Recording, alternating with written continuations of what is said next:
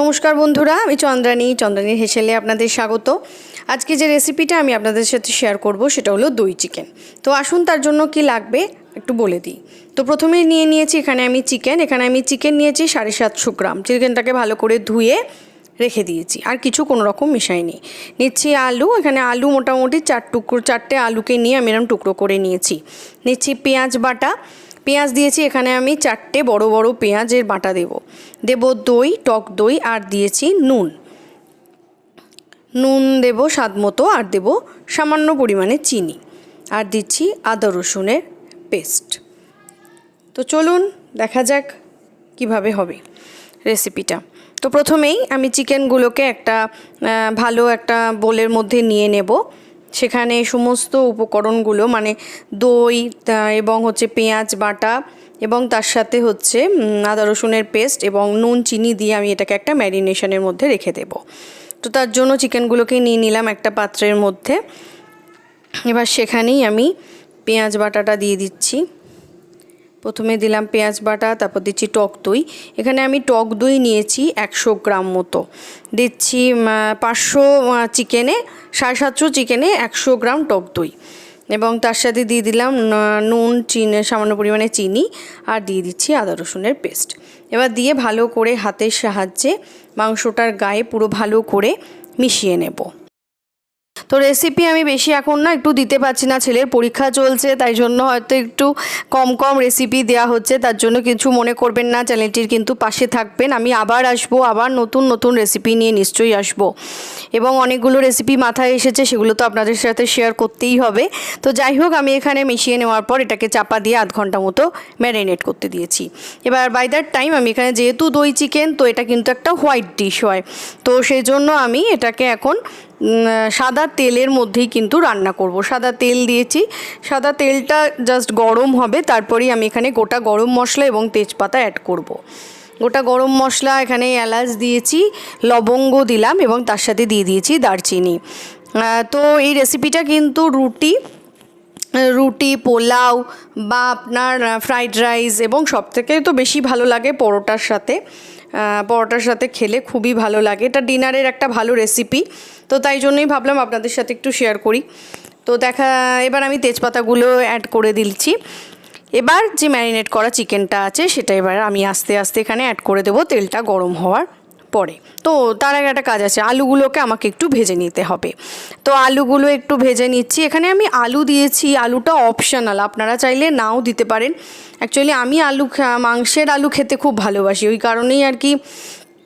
মাংস সেখানে আলু থাকবে না, এটা তো হতে পারে না। তো সেই জন্য আমি একটু আলু দিয়েছি। আলুটা আপনারা চাইলে অ্যাভয়েড করতে পারেন, কোনো অসুবিধা নেই। শুধু চিকেন মানে দই চিকেনটা খেতেও কিন্তু বেশ ভালো লাগে আলু ছাড়াও। তো যাই হোক, আলুটা একটু জাস্ট ভাজা হয়ে গেলেই আমি ম্যারিনেট করা চিকেনটাকে এখানে অ্যাড করে দেব। তো আশা করি ভালো লাগবে বা ভালো লাগছে চ্যানেলটিকে সাবস্ক্রাইব করবেন, লাইক বাটনে ক্লিক করবেন, কমেন্ট করতে কিন্তু ভুলবেন না। আমি আপনাদের কমেন্ট পাচ্ছি, খুব ভালো লাগছে। চ্যানেলটিকে এগিয়ে নিয়ে যাওয়ার একটা অনুপ্রেরণা আসে, এতে উৎসাহ জাগে। সেজন্যই বলছি, বারবার কমেন্ট করবেন প্লিজ। এবার দেখুন, আমি যে ম্যারিনেট করা চিকেনটা ছিল সেই চিকেনটাকে আমি এখানে অ্যাড করে দিচ্ছি। আস্তে আস্তে চিকেনগুলোকে অ্যাড করে দেবো।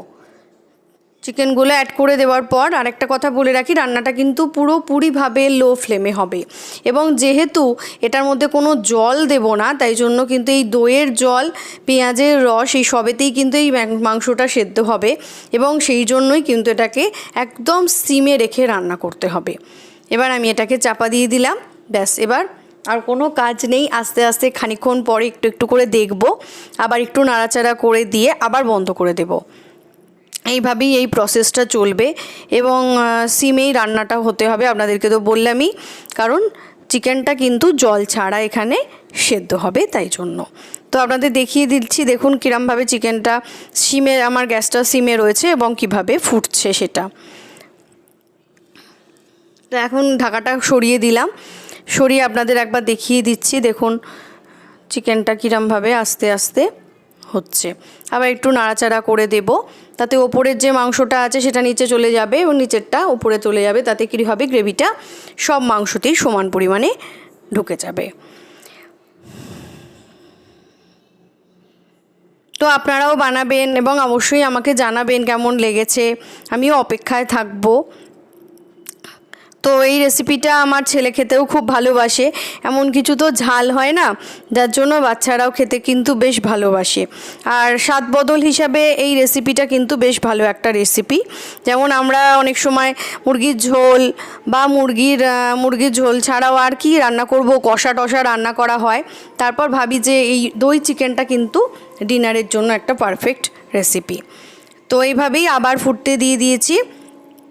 এবার দেখুন অলমোস্ট ডান। আমি একটু দেখে নেব চিকেনগুলো সেদ্ধ হয়েছে কি না। তারপর আরেকটা কাজ বাকি আছে, সেটা হচ্ছে একটু লঙ্কা আমি কোচানো এখানে দেব, আর তার সাথে আমি দেব একটু গোলমরিচ এবং দেব একটা ধনে পাতার বাটা। ধনে বাটাটাকে সেটাকে দিয়ে তারপর আবার একটু নাড়াচাড়া করে নিলেই, আমি দেখে নিচ্ছি, দেখুন আলুগুলো সেদ্ধ হয়ে গেছে আমার, আমি দেখিয়ে দিলাম আপনাদেরকে। তার সাথে সাথে চিকেনও কিন্তু সেদ্ধ হয়ে গেছে। তো এবার আমি এখানে যে জিনিসগুলো বললাম সেগুলো এবার আস্তে আস্তে এক এক করে আমি অ্যাড করে দেব। দিয়ে দিয়েছি কাঁচা লঙ্কা, দিলাম গোলমরিচ আর তার সাথে ধনেপাতা বাটা। এবার আমি গরম গরম এখানে এটাকে সার্ভ করে আপনাদের দেখিয়ে দিচ্ছি। একটু হালকা হালকা গ্রেভি থাকে এবং দেখুন গ্রেভিটা থেকে এরকম একটু তেল ছাড়লেই বুঝতে পারবেন আপনাদের recipe is ready to serve. এটা একদম সিম্পল রেসিপি এবং খেতে সত্যিই খুব ভালো হয়। কোনো হলুদের ব্যবহার হয় না বা বেশি মশলাপাতির ব্যবহার হয় না, যার জন্য বাচ্চা থেকে বয়স্ক সবাই কিন্তু এটা খেতে পারে। ততক্ষণ শুভরাত্রি, ভালো থাকবেন, সুস্থ থাকবেন, নমস্কার।